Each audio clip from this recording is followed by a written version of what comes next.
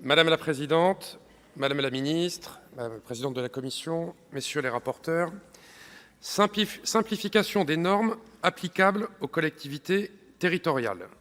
Ce projet de loi est ambitieux dans son intitulé, tant les textes visant à simplifier ont généralement toujours atteint des objectifs contraires avec toujours plus de contraintes. Suivant un principe bien connu, où on vient poser un texte au-dessus d'une pile de textes pour détricoter ceux qui sont en dessous, et au final, ça fait toujours plus de lois, plus de décrets, plus de normes, plus de contraintes. Un jour, d'ailleurs, il faudra se poser la question d'arrêter de partir de l'existant et avoir le courage de la page blanche pour tout réécrire. Au-delà des articles et des amendements dont nous allons débattre, il s'agit ici de retisser un lien entre les élus locaux et l'État. Et ça n'est pas une mince affaire, ça n'est pas uniquement une question de moyens, c'est une question de confiance. Il y a une ambition que nous partageons toutes et tous, redonner de la lisibilité et de la souplesse à l'action publique locale, l'échelon le plus efficace, car c'est celui de la proximité. Les collectivités locales, c'est 60% de l'investissement pour 8% de la dette, c'est le moteur efficace des politiques publiques et de la cohésion des territoires. Les élus locaux, ça a été dit, ont le sentiment de perdre du temps, de l'énergie et de l'argent à cause d'un empilement de normes, de contrôles et de procédures qui les éloignent de leur mission première, celle du service des citoyens. Cela crée une forme de lassitude, voire de découragement chez celles et ceux qui font vivre l'action publique au plus près du terrain.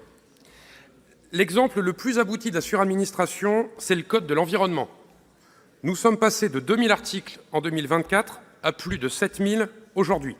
Et dans le même temps, on a raconté à tout le monde, on fait tout pour vous simplifier la vie. L'enjeu, c'est la place des collectivités territoriales.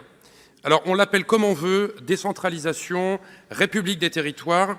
En fait, c'est une remise en cause profonde de l'État central et de ses responsables qui doivent se repenser, se réformer ou, s'il le faut, être remplacés. Je me permets de vous partager une expérience. Il y a quelques mois, j'ai déposé un texte sur la réforme des bâtiments de France. Et franchement, on l'avait fait assez léger. Le texte a été voté ici, d'ailleurs, en 2005. Il y a un des articles qui va être repris par un rapporteur dans le texte d'aujourd'hui. Mais à cette occasion, j'ai pu rencontrer certains directeurs de l'administration centrale du ministère de la Culture. Et alors, c'était pas dit, mais en sous-titre, on pouvait comprendre, oh là là, si vous confiez trop de pouvoir aux maires en matière d'urbanisme, ils vont faire n'importe quoi. C'est exactement ça, c'est exactement cet état d'esprit qui doit être changé, c'est vital pour le pays. Simplifier, ce n'est pas faire moins de droits. Lorsque la règle devient trop complexe, elle cesse d'être un outil, elle devient un obstacle, elle pousse à l'inaction et peut aussi amener à ne plus respecter les règles. À force d'ajouter des procédures aux procédures et des obligations aux obligations, nous ralentissons les projets, nous alourdissons le quotidien des collectivités et nous privons parfois nos concitoyens de réponses adaptées à leurs besoins. Cette complexité ralentit les projets, décourage les initiatives, alourdit les délais et crée de l'incertitude.